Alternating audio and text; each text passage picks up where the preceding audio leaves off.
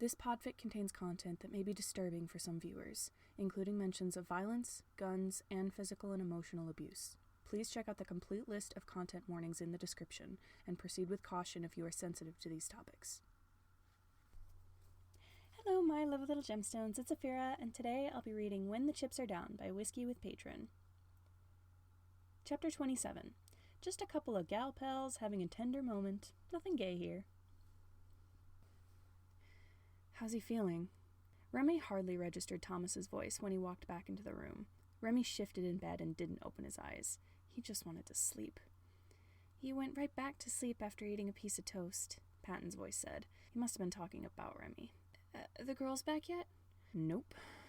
Thomas flopped onto the other bed. I hope Price didn't kill Andy. You think she would? I don't know. I don't trust her. She's a bounty hunter. Bounty hunters and assassins think differently, Patton said. I'm her target, not Andy. And if Price wanted to use Andy as leverage to get to me, she would have called the hotel by now and told me to give myself up in her place. I guess, Thomas mumbled. I just worry. I feel like I need to protect you guys. Patton let out a laugh that sounded more surprised than amused. You feel the need to protect me? I know, it's dumb, Thomas said. You can protect yourself fine on your own. But when I look at you, I don't see Poison Dart. I just see a dad who got caught up in things he couldn't handle. Diving headfirst back into this business reminded me of how dangerous it is. I don't want you to be stuck in it. Remy furrowed his brow. What was this about Poison Dart? Remy didn't recognize that term as anything important. Unless they were talking about frogs. Patton liked frogs. Remy wriggled further under the covers. He might as well try and sleep some more. He drifted off. He wasn't sure how long he was asleep for, but when he woke up again later, sunlight streamed in through the window. He blinked furiously and glanced around. Thomas sat on the other bed, scrolling through his phone. Patton was nowhere to be seen. Remy pushed himself up so he was sitting. Where's Pat? He croaked. Thomas looked up. Oh, you're awake. Patton's in the shower. He figured I could watch you. Thomas stood and walked over to Remy. He crouched next to the bed. You okay? Remy shrugged. Little spacey, I guess. His stomach rumbled. We got any food? You okay with cold leftover pizza? Sounds perfect. Remy sighed. What time is it? He asked, as Thomas returned to the bed with a box of pizza. Almost noon. You slept for a while.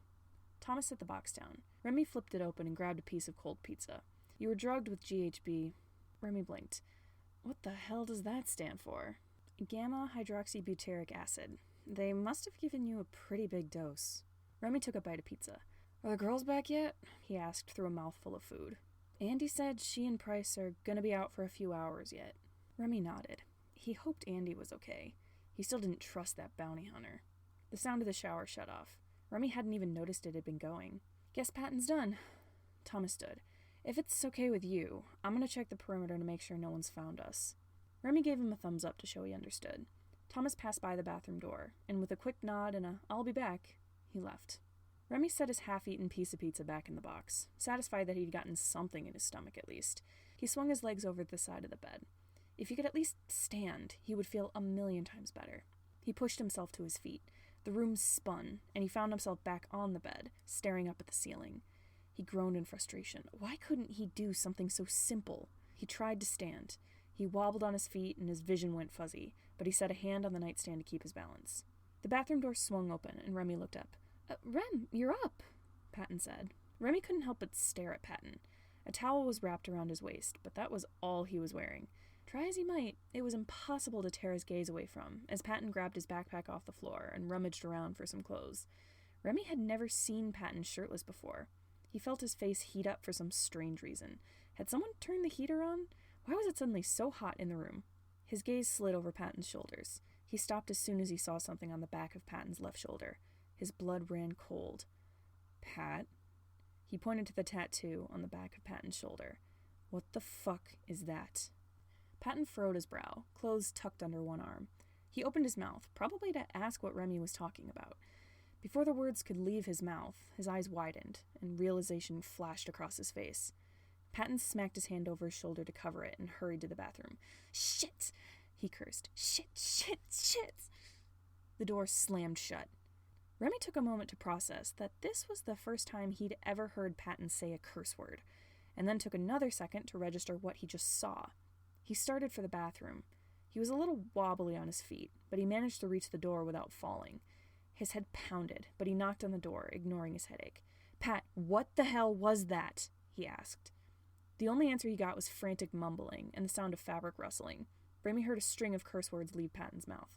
So many questions darted through Remy's head. He wanted to ask all of them at once, but he didn't know if he would get answers to any of them. Remy stepped back as the doorknob turned. The door opened up a crack, and Patton peeked out.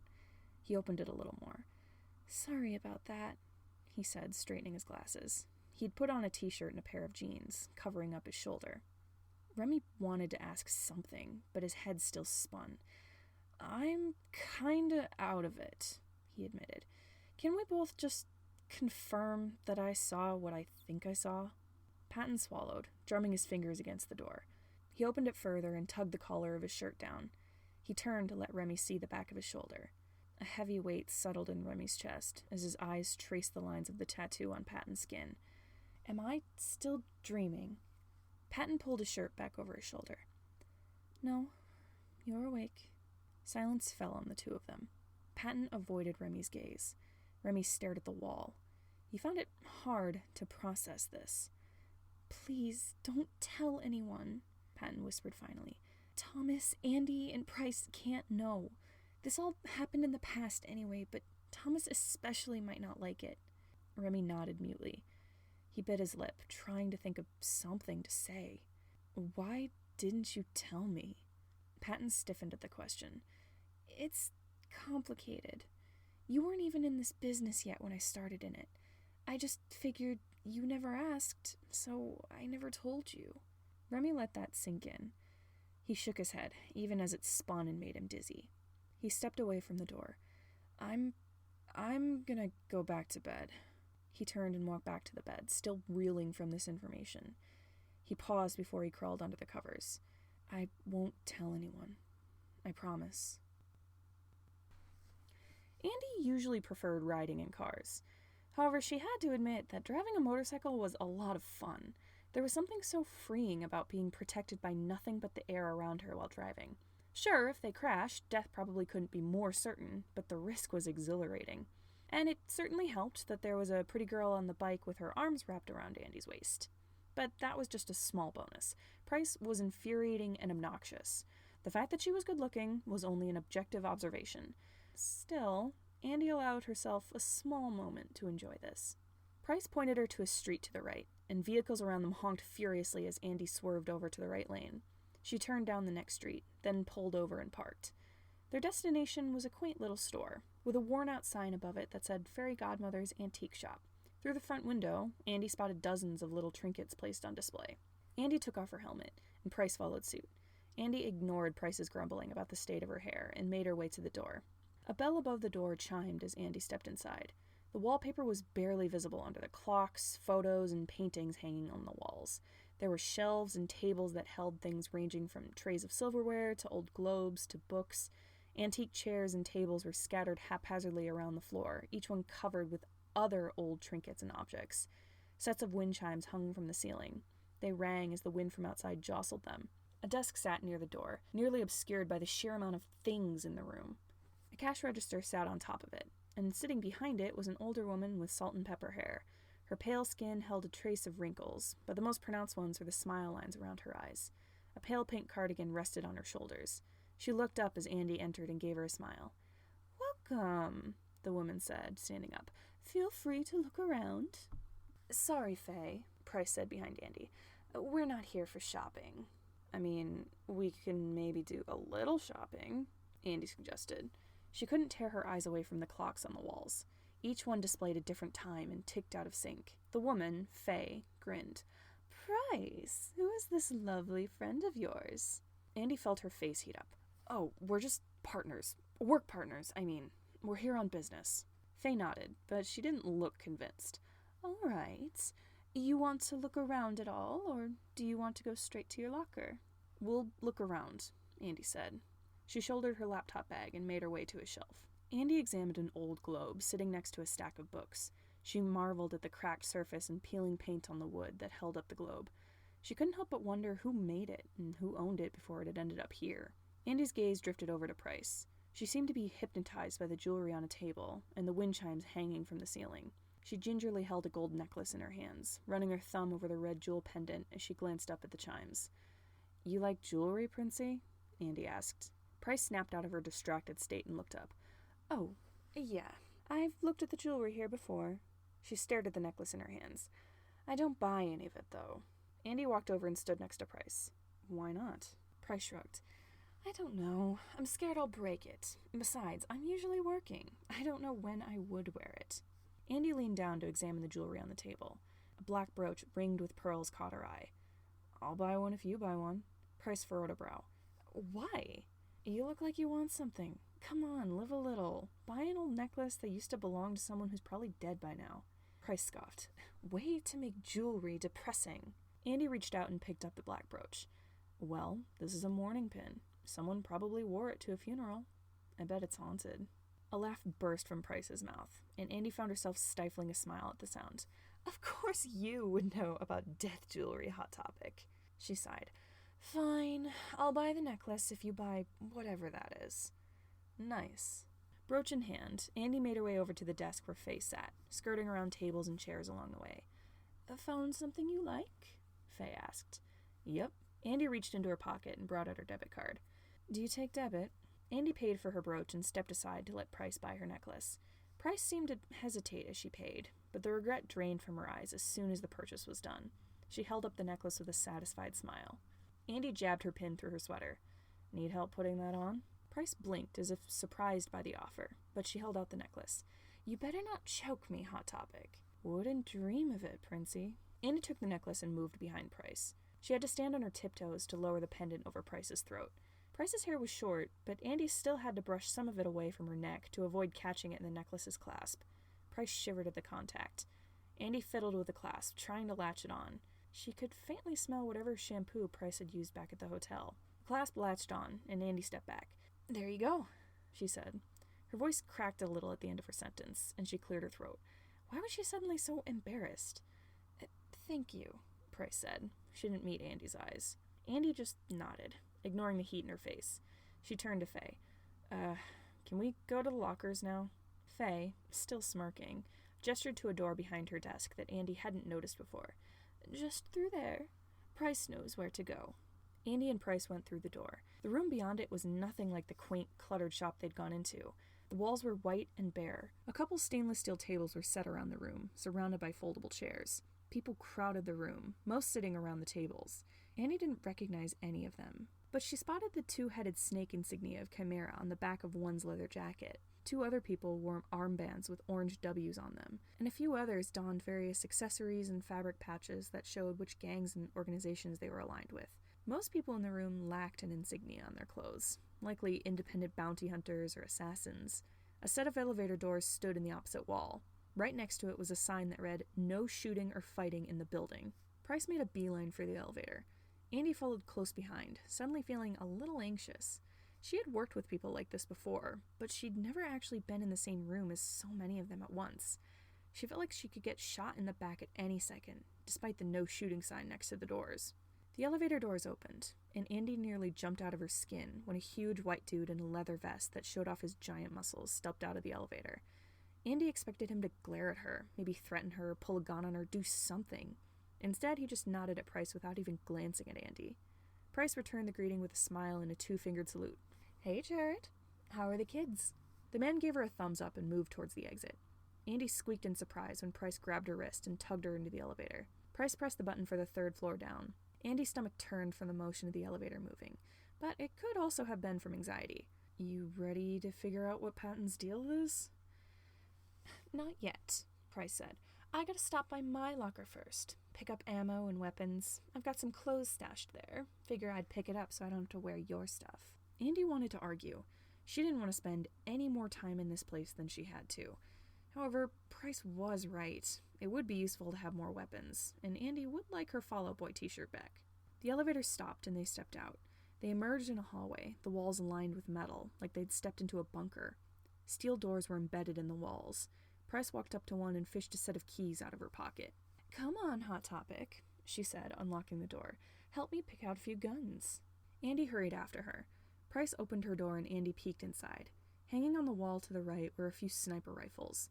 Against the left was a display that held 4 knives and a few guns. Each weapon must have been custom-made, because they were all covered in a golden metal and engraved with red lettering. At the far wall was a large black cabinet. Andy found herself staring at the hilts of the knives. She wondered how long it had taken to make them, and how expensive it was. Price strolled over to the black cabinet and opened the doors. She grabbed a small duffel bag from inside and hoisted it onto her shoulder. "Like the knives?" she asked. "They are pretty," Andy observed. She reached out to touch one, but she stopped just shy of the hilt. She probably shouldn't touch Price's stuff. Price walked up next to Andy and grabbed one of the smaller pistols.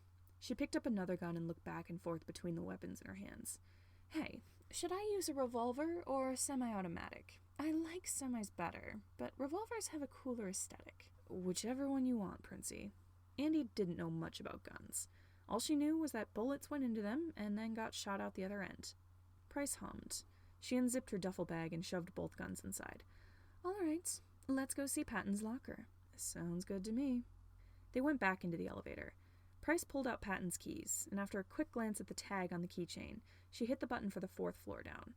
Andy wasn't sure what exactly she was hoping to see when they went to Patton's weapons locker. She didn't know if they would find anything particularly helpful. However, Andy was curious. She was being given a glimpse into the world of assassins and bounty hunters, and so far, she wasn't sure if she liked what she saw. The elevator opened, and they stepped into a hallway identical to the last one. Price started down the hall, but slower this time, glancing up at the numbers on the doors and back at the tag on Patton's keychain. She and Andy finally stopped in front of a door on the right side of the hall. "You ready?" Price asked. Andy shifted her laptop bag. "As I'll ever be." Price jammed the key in the keyhole and turned it, and unlocked with a click. Price and Andy shared a hesitant glance and pushed the door open. Price gasped. "Holy shit!" She strode into the room, turning as she walked to stare at the walls. "This is amazing! Are these all custom made?" If Andy thought Price's room of weapons had been impressive, it looked like a broom closet compared to this. Dozens of different kinds of weapons hung on the walls. Most were guns, but a shelf pressed against the left wall held an assortment of knives, each with blades of different lengths, edges, and curves. Each weapon in the room was customized to have a matte gradient that faded from orange to blue. The origin blue was decorated with whorls of black, like the skin of the little poison dart frog on Patton's keychain. Every weapon was covered in a thick layer of dust, muting the bright colors. The tall cabinet at the other end of the room was covered with dust too, as if it hadn't been opened in ages. Price reached out to touch one of the sniper rifles, but she stopped short before her fingers made contact. "I don't know if I want my fingerprints on this," she muttered. "Smart choice." Andy took the key out of the door and shoved it in her pocket. She leaned down to stare at the knives. The hilts had the same orange and blue design as all the guns, but the blades were all steel. Some were shoved into sheaths, but others were displayed alongside their custom-made sheaths to show off the sharpness of the blades. The sight sent a chill up Andy's spine. She heard footsteps and glanced back. Price had made her way to the cabinet. She grabbed the handles and pulled it open. Andy walked over to her to peer over her shoulder. The inside was set up like a closet, one metal rung spanning the width of the cabinet and carrying a few hangers with clothes on them. The doors, however, held large pouches that were all labeled with numbers and letters. Storage for gun ammunition, she assumed. On the floor of the cabinet sat a black satchel. Price grabbed one of the hangers off the rung. "Oh, this isn't just a jacket," she said, holding it up to give a once-over. "It's a whole outfit. Okay, Poison Dart, I see you. 7 out of 10 for fashion choice, but 10 out of 10 for practicality and overall aesthetics. This guy had a whole look going on." Andy reached up and took the sleeve of the jacket hanging off the hanger. The fabric was black, as was the rest of the outfit. However, when she tugged the collar of the jacket aside, she saw that the inside was the same orange and blue gradient with black whorls as the weapons in the room. The torso of the jacket was more stiff than the rest of it, leading her to believe it was made of some sort of bulletproof or bullet-resistant material. A hood hung on the back of it, but attached to it on the inside was a black cloth that Andy assumed was meant to go over the lower half of the wearer's face. The pants were black too, but Andy couldn't place the stiff yet flexible material.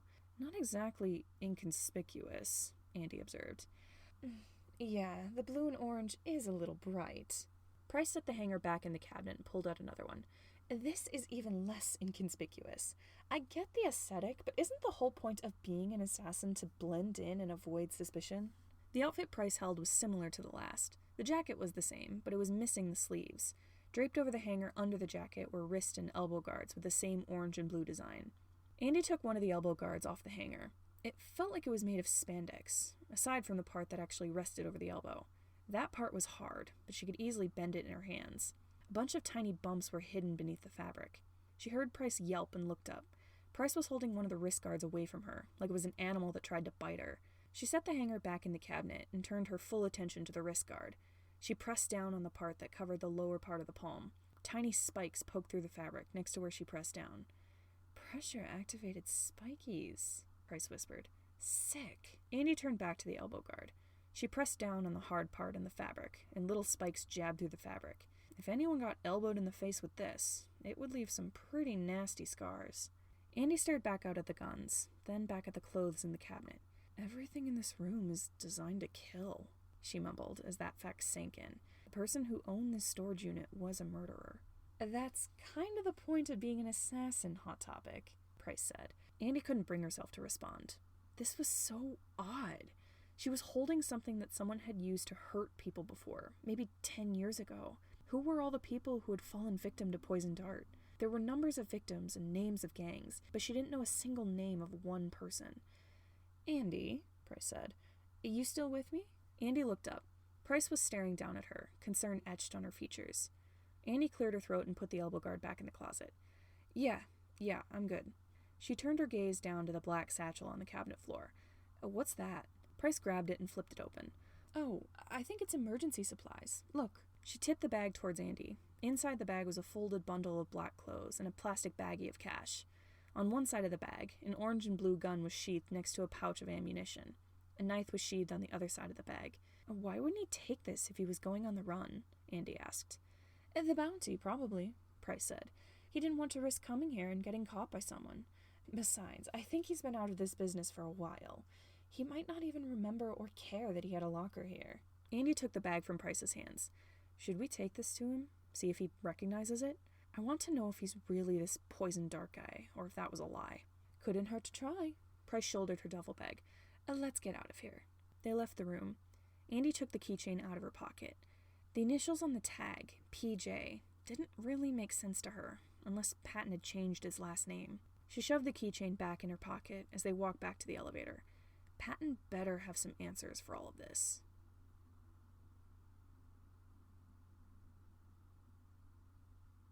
Chapter 28. Girls' Day Part 2, Electric Boogaloo. DW didn't know why the hell Janus insisted on adopting another kid to look after, but she couldn't exactly blame him. He felt guilty about the events that occurred yesterday, and so did DW. She would do everything she could to make up for it. Which was why she was driving across the city to Diana Short's university in order to pick up her stuff. Teal and Moggy crammed in the back seat with a variety of weapons on them. DW had to admit that she felt a little unnerved having two people in the vehicle with guns on them, but she tried to ignore the prickling feeling at the back of her neck. She could trust Moggy and Teal. The fact that they had guns didn't make them any less trustworthy. DW would just feel a lot better if they had knives instead. She's been working on her fear of guns. Needless to say, that hasn't been going well. The entire car was silent as they drove. Diana sat in the passenger seat. She stared ahead through the windshield, hardly even moving as DW drove them throughout the city. She looked so much like Patton. DW almost thought Patton Hart himself was sitting in the passenger seat every time she looked over. That thought set her on edge. She did not want to be stuck in a vehicle with Patton Hart. They paused at a stoplight, and DW gave a concerned glance back at Teal and Moggy. Both looked equally worried. DW could tell why. Diana just seemed blank now. The accident from yesterday must have suddenly hit her pretty hard. DW couldn't blame her. They arrived at the university campus. DW had gotten slightly nervous upon finding out that Diana was going to the University of Clawmore. It was the same university DW had gone to ages ago. DW found her stomach turning with anxiety as they drove towards the dorm buildings. She remembered a lot about the beginning of her first and only year, but the second half was where things got blurry. She knew what happened to her. She just didn't like thinking about it. Shaking off her nerves the best she could, DW turned to Diana. "Where's your dorm?" Diana wordlessly pointed to a tall red building to the left. They drove up to it and parked. "I can come with you to get your stuff," DW offered. Diana nodded. She still didn't speak as she opened her car door and stepped onto the pavement. DW turned to look at Moggy and Teal as soon as Diana shut her door. How the hell do I deal with a sad child? Teal shrugged. Console her about the accident, I guess. I don't know. I don't have children. Moggy scratched her head. I wouldn't try to bring it up. She's still processing it. It might just make her feel worse. Maybe just help her and make sure she knows you're there for her? DW gave them both a disappointed look. You guys are no help. I'm sure it'll be fine, Moggy reassured her. We'll keep an eye on things out here. You go help her out. DW left the car and followed Diana into the door of the building. She had to hurry to catch up with her, since Diana was walking way faster than DW was used to. DW entered the building and quickened her pace so she was walking next to Diana. So, she began, what classes were you taking here? She spotted a few students staring at her and avoided her gaze. Diana shrugged. Education. Oh, do you want to be a teacher? DW asked as they made their way to the elevator. I don't. My mom wants me to. Diana pressed the up button. They fell back into silence as they waited for the elevator. DW tried to ignore the stares of the college students around them.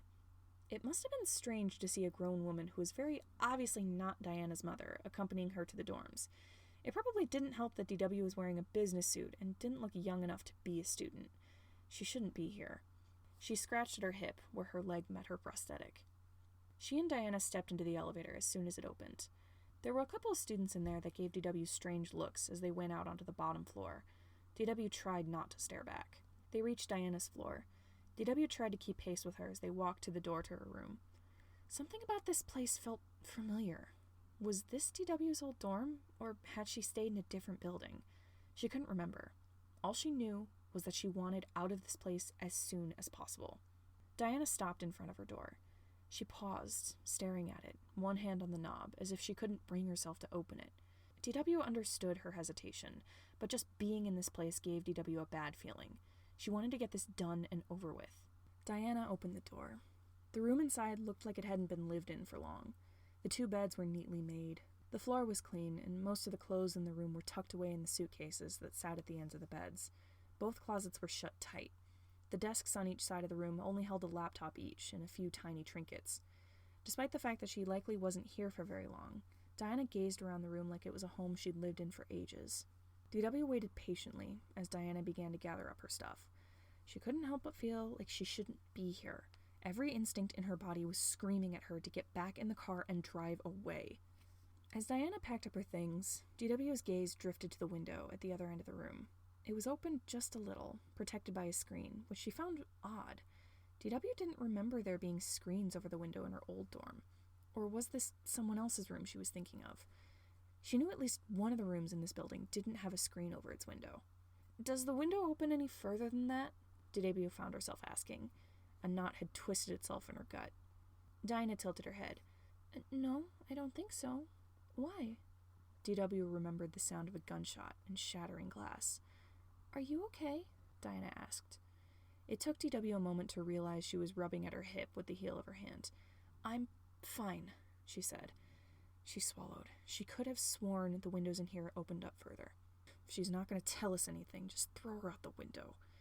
The windows don't open far enough. Then pry it off. Ma'am. DW snapped her head up.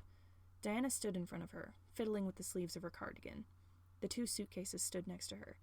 We should probably go now, right? DW nodded. She took one of the suitcases and dragged it out into the hall after Diana. She looked at Diana through the corner of her eye and shuddered at how much she looked like Patton. She was finding it hard to believe that she was his niece and not his daughter. They could be identical if she was wearing... His black jacket nearly made him blend in with the darkness of the room, but she spotted blue and orange fabric peeking out from the inside of the hood over his head. If she won't tell us where Janus is, she's not useful, he snapped. Either push her out the window or let me shoot her. Miss Chimera! DW shook her head. She was safe. This wasn't 2010. This was 10 years later. She wasn't going to get hurt. A hand tugged her away from the wall. She hadn't even realized she'd fallen against it.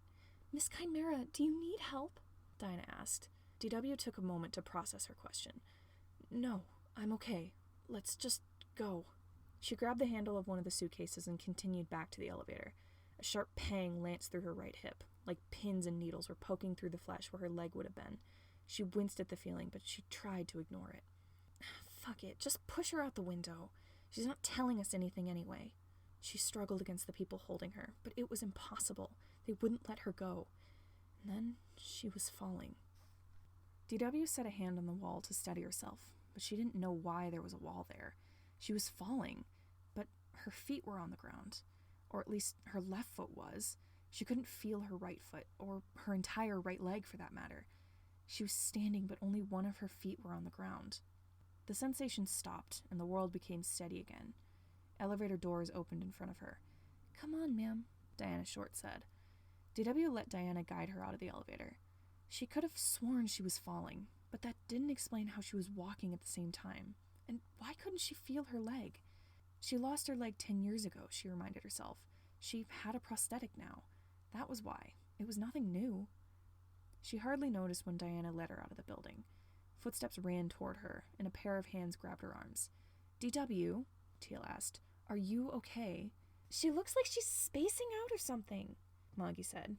Teal cursed under her breath. "I don't know all the counseling bullshit my brother does. Should we call him?" DW swallowed. "No, I'm good," she managed. She didn't need help.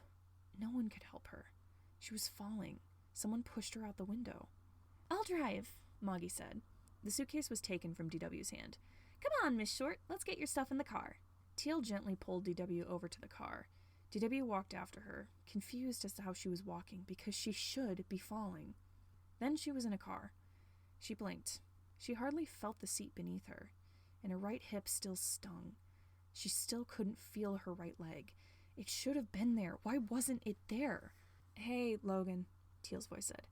"DW is having some issues, and I don't know how to fix it. She's all spaced out." "No, she's not sick. She would have told us if she was, and she was fine this morning." Teal shut the car door. "I didn't go into the dorm with them, so I don't know. She used to go to school here, though. She never talked about it." 2 more car doors swung shut. DW felt herself moving again, and panic gripped her heart.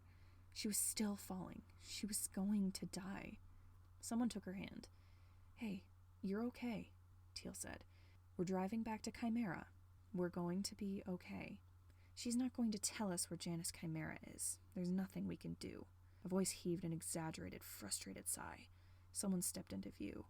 The lower part of his face was hidden by fabric, but his eyes were visible. He glared at her. She heard a click as he loaded his pistol. Her heart skipped a beat when he aimed it at her head. "Stop wasting my time. Where's Janus?" DW winced as pain shot through her leg. No, they couldn't go to Chimera. She would be placing Janus right in the hands of Poison Dart. DW blinked once, then twice. But wasn't that Patton Hart? Wasn't that the person in the passenger seat of the car she was in? She shouldn't be in a car right now. She should be falling. She felt like she was. Why wasn't she falling? She felt Teal's hand squeeze hers. "How do you feel?" she asked. DW looked up to see Teal sitting in the back seat of the car with her. She hadn't even noticed that Teal had buckled both of their seatbelts. A phone was tucked between Teal's ear and shoulder. She must have called her brother. "I feel like I'm falling," DW managed, "and my leg hurts. Are we being followed? Is anyone going to find Janus?" "Janus isn't in danger," Teal assured her. "No one is following us. Moggy and I were keeping an eye out for anyone suspicious while you and Diana were in the building. We made sure we were safe." DW nodded. She trusted Teal. If Teal said they were safe, they were safe. Teal squeezed her hand again, and DW tightened her grip on Teal's hand. She faintly heard Logan's voice talking through Teal's phone. Teal's other hand rested on DW's shoulder. The feeling was reassuring. "Just relax, Dee," Teal said. "We'll be back home in a few minutes." DW tried to focus on the feeling of Teal's hand in hers. They would be fine. They were almost home. They would be safe once they were away from here. Chapter 29. I have no idea where I am. Someone help, please. While Logan was busy on the phone, Janus finished up his work and left a detailed email for Moggy so she would know what she had to take care of when she returned. The current issue with that bounty hunter DW spoke to was something he wasn't sure how to handle yet. Considering he wasn't going to be in the office often, he figured it would be best if Maggie was filled in on the situation of Poison Dart's identity. He'd emailed Emil Picani informing him of the decision and asking him to explain things to Maggie. Luckily, Emil didn't question it and agreed to provide an explanation. Janus crammed his important documents into his suitcase. As an afterthought, he tossed a pistol and a knife in with the papers, just in case of another emergency. He was ready to go back home, but he would wait for DW to return. He didn't want to leave, only for her to wonder where he'd gone.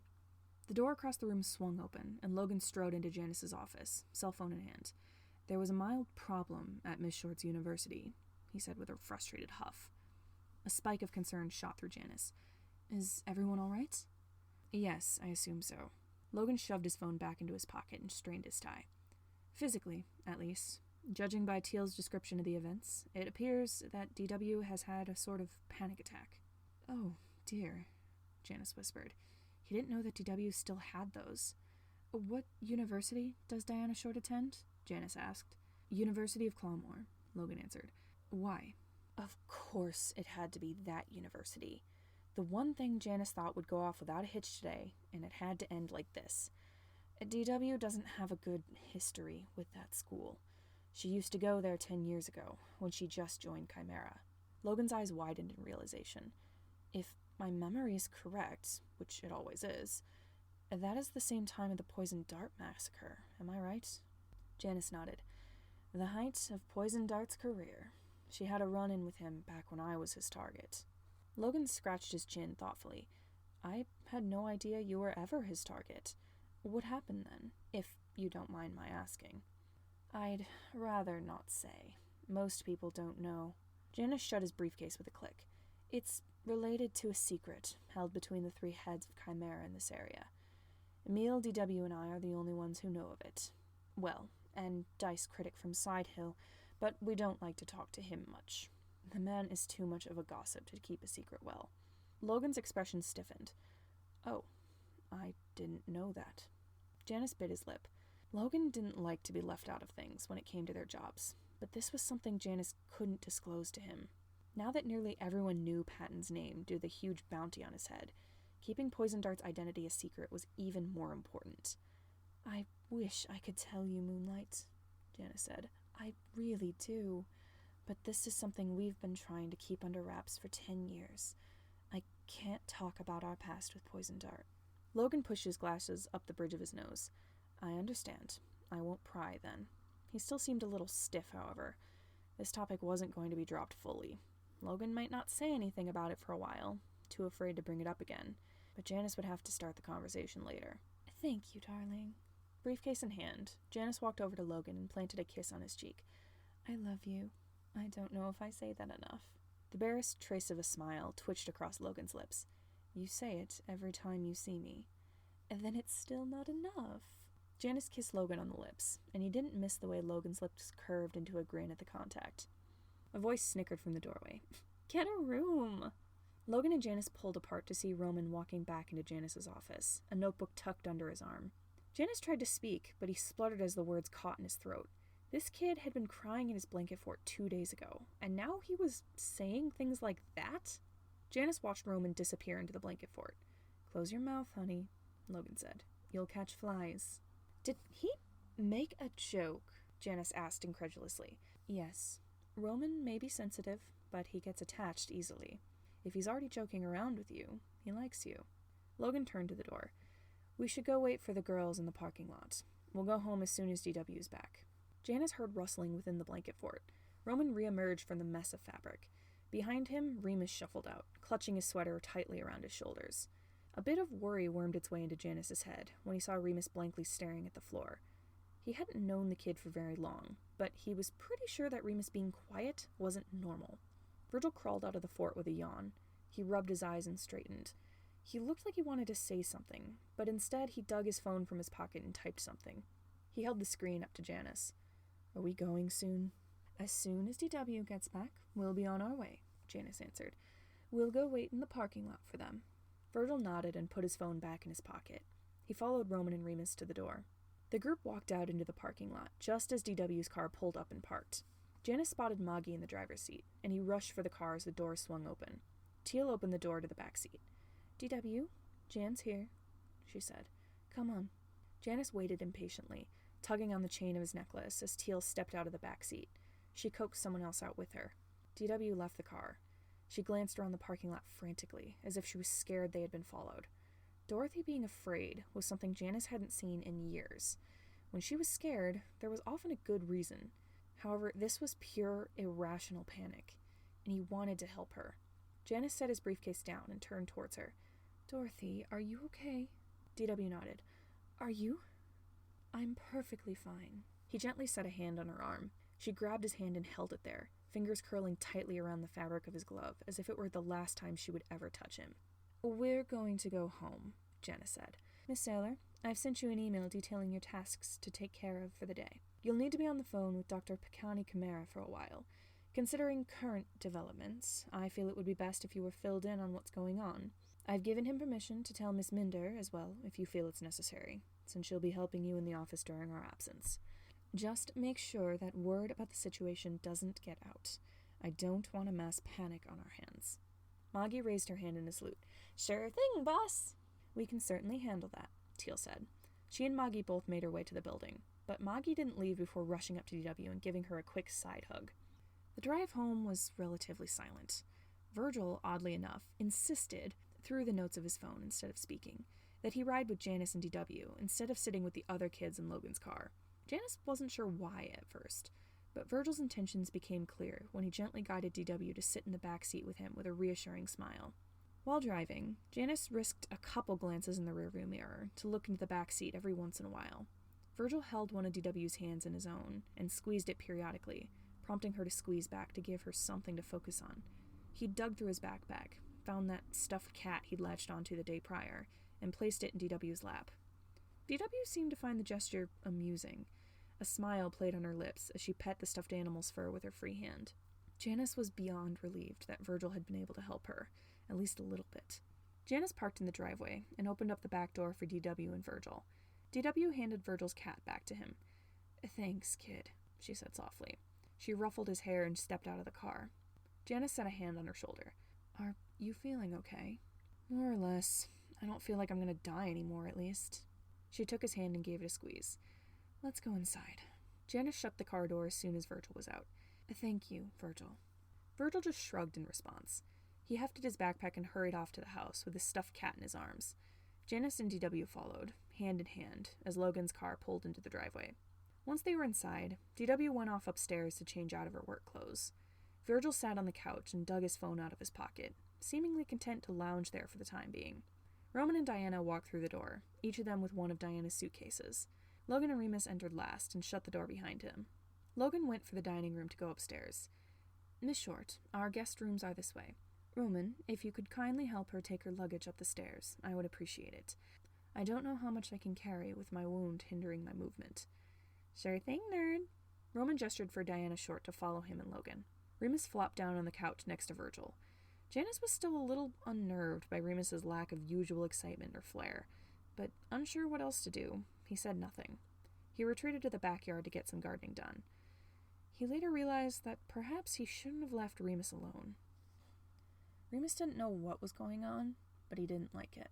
He didn't catch much from anyone's conversation before and during the ride home. In fact, he couldn't even remember getting in the car and riding back to Janus's place.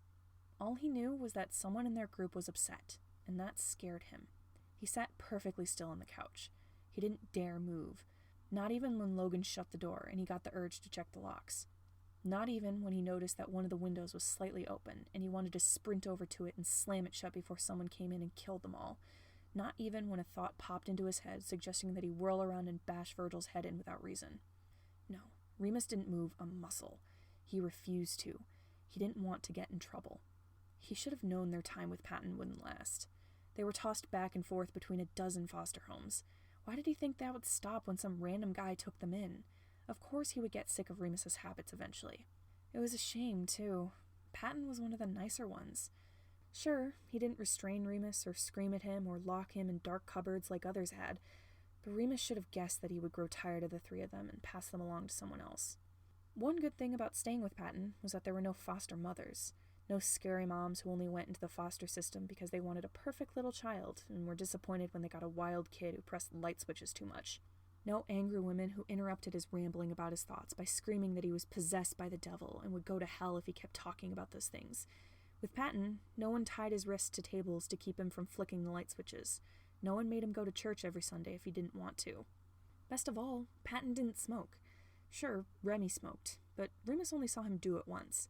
He did it outside on the lawn, and when Virgil sheepishly told Remy that he couldn't stand the smell of smoke, Remy had never brought a cigarette out in their presence again. That surprised Remus, but he was grateful for it. He hadn't expected him to actually care. Remy wasn't like their last foster mother. Neither was Patton.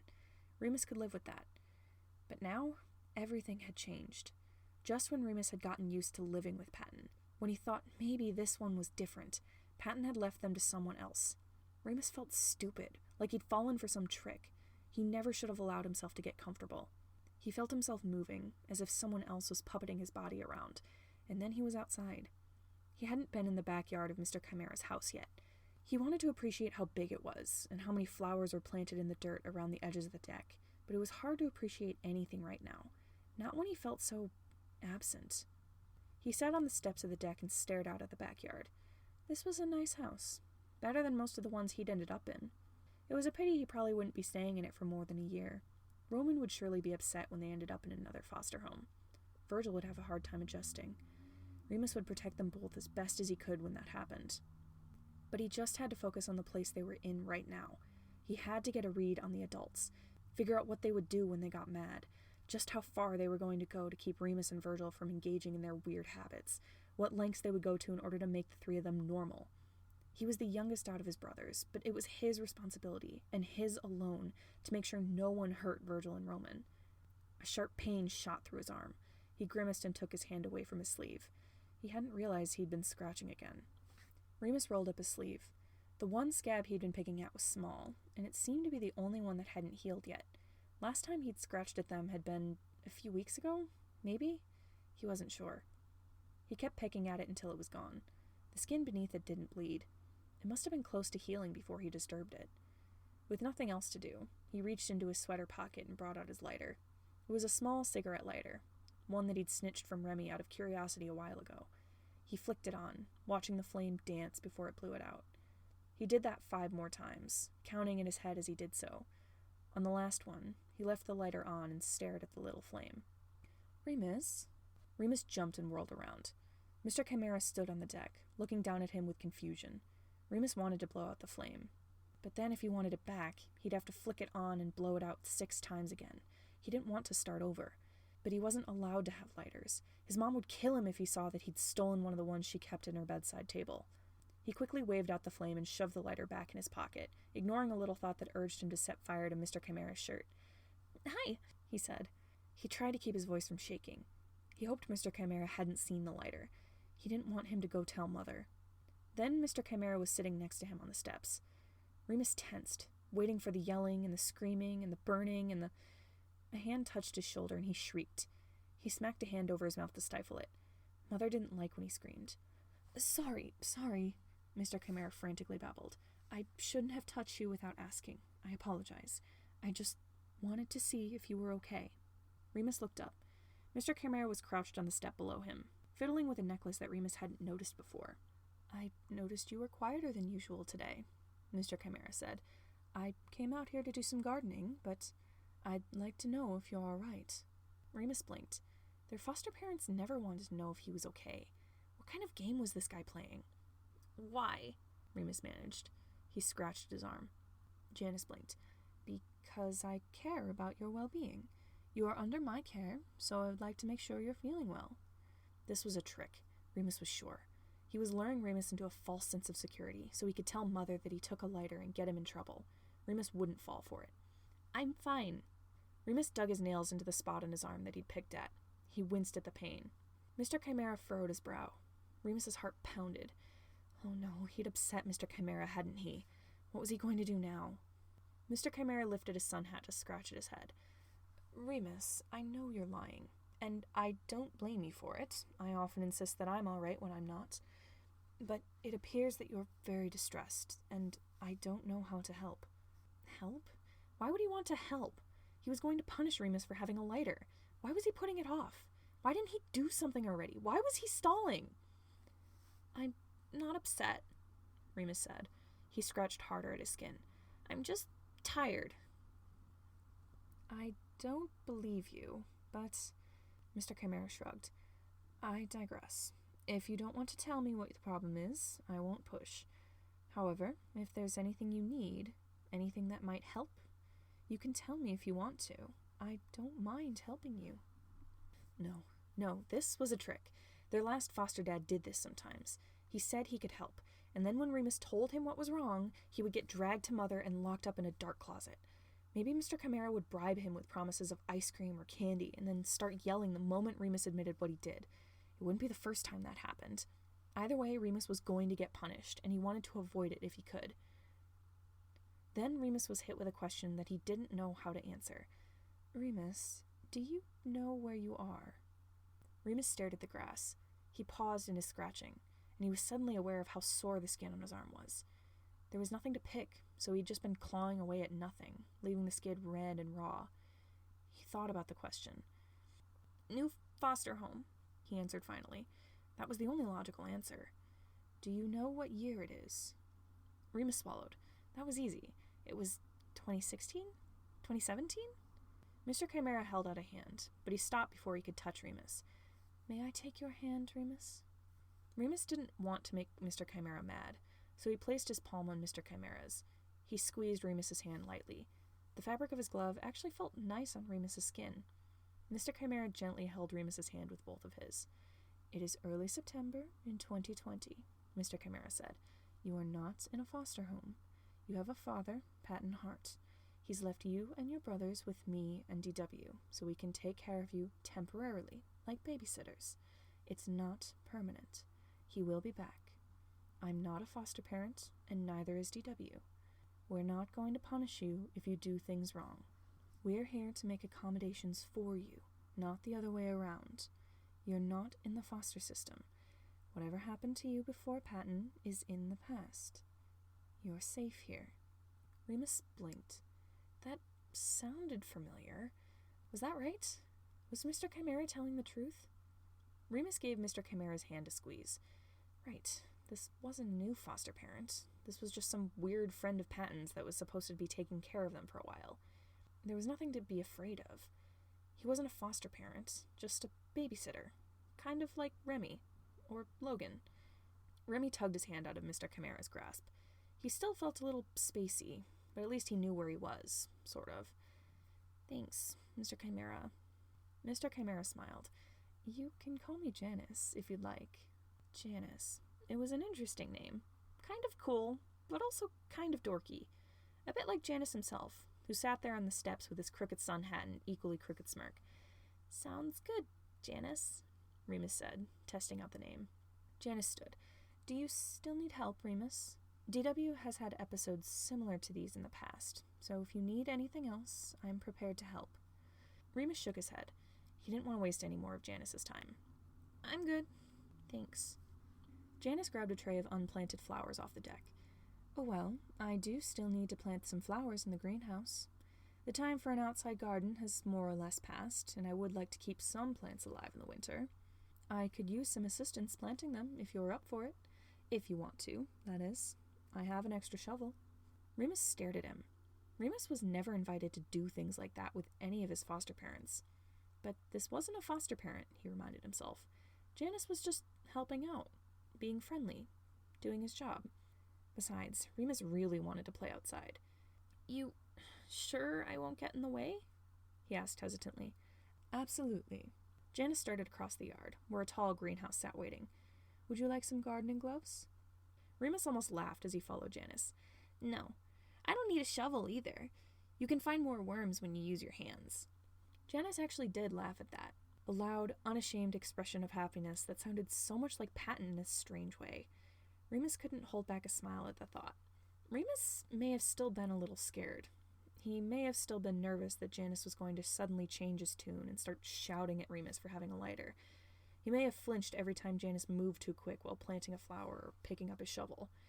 He may have still gotten a little spaced out, a little confused as to where he was when he found his thoughts wandering. But Janus was patient. He slowed his movements when he noticed Remus's fear. He asked where Remus had gotten the lighter, and praised him for being able to steal it right from someone's pocket. It was a useful skill, Janus said, if not entirely legal. He let Remus dig into the dirt with his hands and hold flowers before they were planted. He tugged Remus back to reality by talking about each kind of flower and the symbolism behind them before placing a flower in his hands. And although Remus missed Remy and Patton, he had to admit that Janus wasn't a bad babysitter. Thank you all so much for listening. Make sure to like, comment, and subscribe so you don't miss the rest of the series. If you like what you hear and you want to read more, you can find the link to the fic and the author in the description. If you want to check out other podfics I've done, you can click on the playlist linked on the screen. See you next time!